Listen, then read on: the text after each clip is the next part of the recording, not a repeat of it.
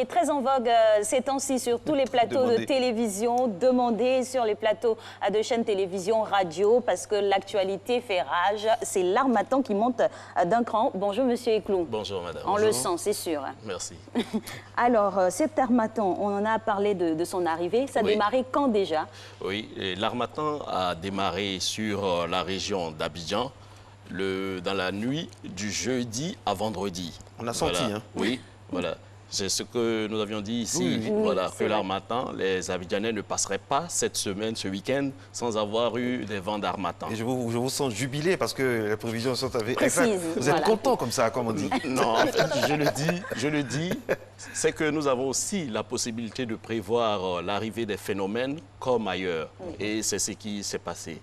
Donc, il y va de soi. Quand vous avez des équipements de pointe, et vous pouvez faire des prévisions aussi pointues. Alors, la Côte d'Ivoire a des super calculateurs très fiables. Alors, on va aujourd'hui avec vous énumérer des cas concrets par rapport à cette situation. Nous avons M. Yeo qui est à Kong qui nous dit « Depuis fin novembre, nous sommes confrontés au vent sec et au froid de l'harmattan. La situation géographique de Kong peut-elle expliquer le fait que l'harmattan perdu chez nous au détriment d'autres villes telles qu'Abidjan ?» Oui. La position géographique est déterminante dans les effets de l'harmattan. Plus vous êtes vers les foyers de ces vents froids et secs, vous allez avoir un ressenti qui est plus élevé. Vous savez, l'harmattan, en parcourant de grandes distances, va finir par perdre, je dirais, toute sa teneur avant d'arriver sur les régions du littoral. Cela est dû à ce conflit-là avec les masses d'air qui nous viennent de l'océan. C'est-à-dire, chaque fois que vous allez voir que des masses d'air océaniques vont rencontrer des masses d'air désertiques, il y aura une atténuation. Alors que la ville de Kong est pratiquement au nord de la Côte d'Ivoire. Donc, il n'y a plus de vent de mousson pour pouvoir atténuer, je dirais, les effets de l'harmattan. La population de Kong aura un ressenti de l'harmattan qui sera plus élevé. Voilà. C'est ce qui explique que depuis pratiquement le mois de novembre, ces populations-là ont de l'harmattan sur elles et vont constater encore que le froid sera plus intense que celui qu'on a pu recevoir à Abidjan. D'accord. Alors, on va quitter le nord pour l'ouest maintenant, avec le cas de M. Gueux qui se trouve à Toulepleu. Je suis dans la région des 18 montagnes et je veux savoir si l'harmattan a les mêmes intensités, voire effets sur la population des autres régions. La région de montagne a un climat particulier, puisque vous êtes dans une zone de relief élevé. Donc, plus on s'élève en altitude, plus il fait froid. Ce qui fait que le nord, la région ouest, en recevant les vents d'harmattan, la population va ressentir beaucoup plus ces vents d'harmattan liés à l'altitude de cette région.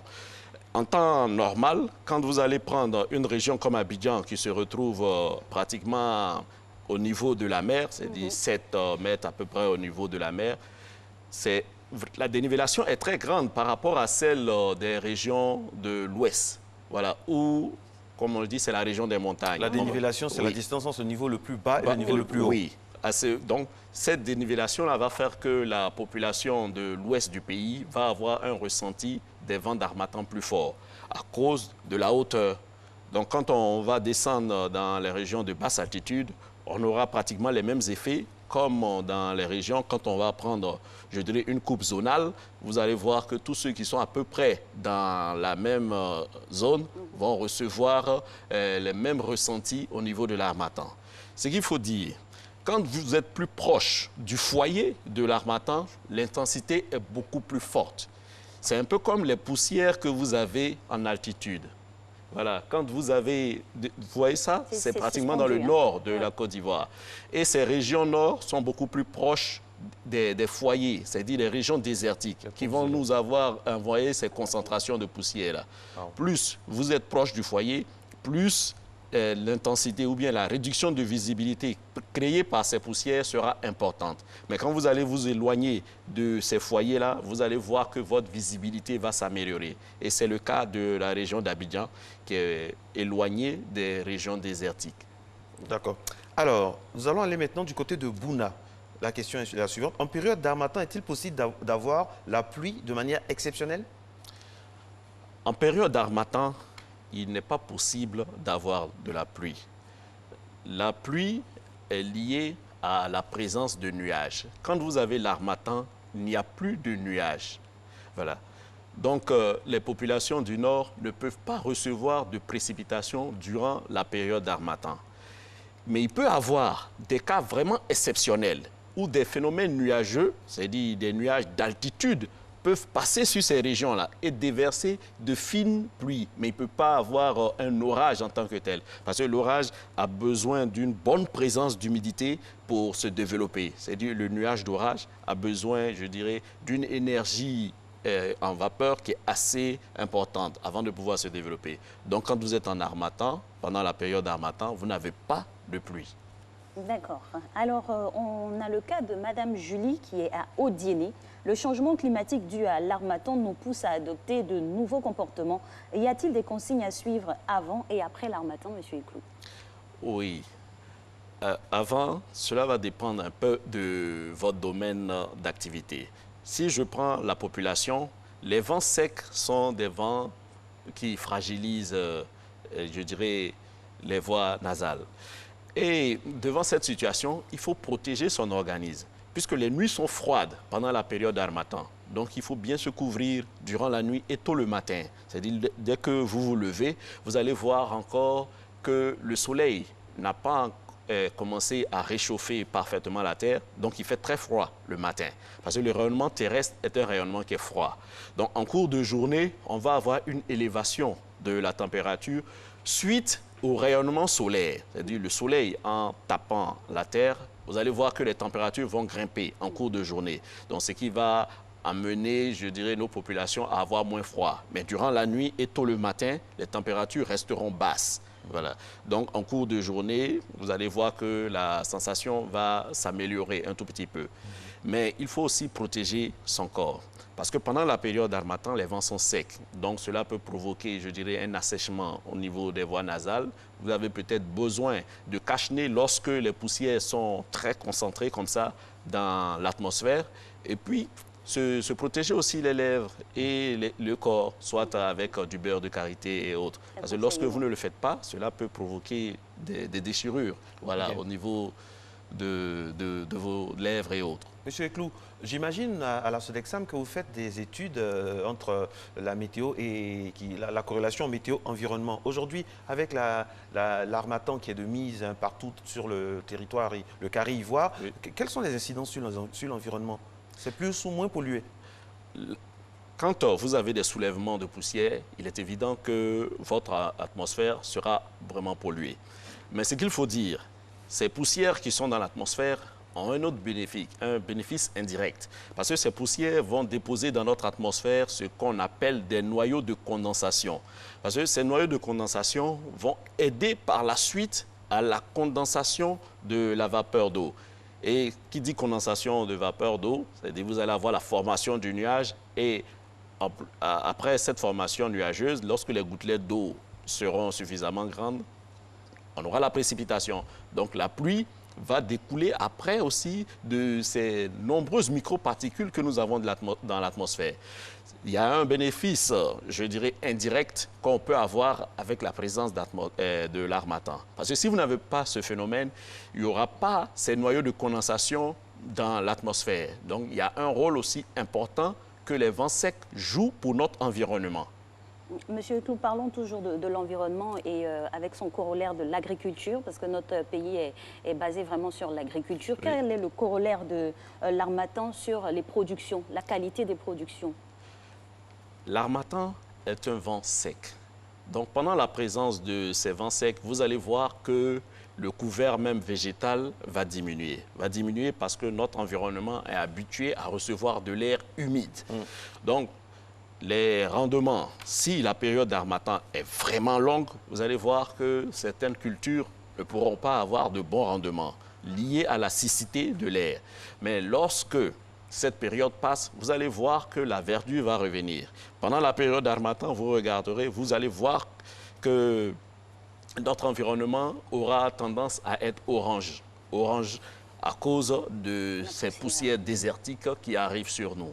Mais une fois que nous avons le départ de l'harmattan, on a, je dirais, la verdure qui revient. Et comme on dit, c'est lié au balancement de ce qu'on appelle le front intertropical. Ce front intertropical, c'est une ligne imaginaire, le FIT, qui va être la rencontre entre les masses d'air qui nous viennent de l'océan et les masses d'air désertiques, comme l'harmattan. Alors, est-ce qu'on peut dire que, quand on vous écoute, que les effets de l'harmattan sont inégalement repartis? Oui, les effets de l'harmattan sont inégalement répartis.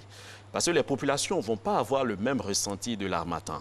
Quand on prend la population du Nord, dès que l'harmattan commence en novembre, cet harmattan va rester pratiquement 3 mois. Mais au niveau de la région d'Abidjan, l'harmattan vient et du jour au lendemain, il peut se retirer. Mais cela ne veut pas dire que la saison d'harmattan est finie sur le littoral. Non. Les jours à venir peuvent être favorables à la montée encore des vents d'harmattan sur les régions littorales. En général, quand l'harmattan est installé dans le nord, il est installé, il va vous faire au moins 3 mois dans ces régions-là. Mais quand vous prenez le littoral ivoirien, à cause de ce conflit permanent qu'on a avec les vents qui nous viennent de la mer, l'harmattan peut venir et se retirer un peu rapidement. Mais cela ne veut pas dire que la période où nous allons recevoir des vents secs est terminée. Alors, monsieur Yikoulou, parlons du trio harmattan, incidence et consigne. Oui. Les Ivoiriens ont l'imagination fertile. Hein. On a pu le voir avec des images sur la toile divers inventées, par exemple à Adjamé et tout. Est-ce qu'il faut aller jusque-là? C'est vrai que l'harmattan est là, mais on voit des manteaux dans la ville d'Abidjan et tout. Est-ce qu'il faut vraiment... Est-ce que c'est bon de le faire? Mais le manteau Abidjan... Oui, mais ça dépend du ressenti que vous avez. Vous savez, chacun connaît son organisme. Donc, devant cette situation, si une température, parce qu'il y a eu des températures de 12 degrés dans la région de Mans. Quelle est la température la plus faible enregistrée depuis le début de l'harmattan en Côte d'Ivoire? Présentement, la température la plus faible que nous avons enregistrée était de 12 degrés à Mans. Voilà. Mais les régions nord, telles que Odiéné, Korogo, ont reçu aussi des températures qui touchaient les 14, 13 degrés. C'est pour vous dire qu'il fait vraiment froid actuellement. Et quelqu'un qui connaît son organisme, si vous avez vraiment froid, vous vous couvrez en conséquence.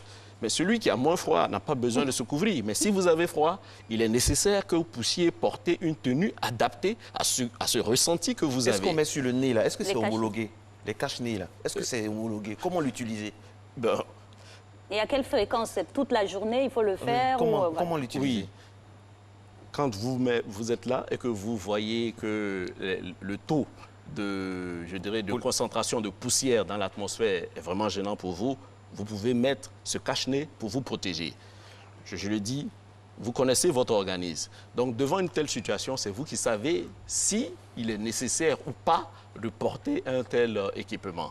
Mais l'équipement s'avère nécessaire en fonction, je dirais, de votre organisme. Donc, on ne peut pas dire que ce n'est pas soit utile ou ça dépend de chaque personne. Eh oui, et ça, c'est sûr qu'avec ce que vous venez de nous dire là, c'est fini. Dans Abidjan, tout le monde va sortir ses manteaux de fourrure et autres bonnets. Voilà. En tout cas, protégeons-nous pendant cette période d'harmattan qui va durer encore quelques mois, c'est ça? Oui. L'harmattan va durer encore quelques mois en fonction de votre position géographique. Alors, protégeons-nous donc vivants pour parler comme Alix, pour ne pas tomber dans les travers de l'harmattan. Voilà, on a tellement voulu continuer parce qu'on sait qu'il y a énormément de préoccupations. Mais vous pouvez nous envoyer ça via les réseaux sociaux. On se fera fort donc de poser la question. Et puis tout à l'heure, on va recevoir un spécialiste, cette fois pour parler typiquement du volet santé. Matin Bonheur se poursuit, on se retrouve juste après.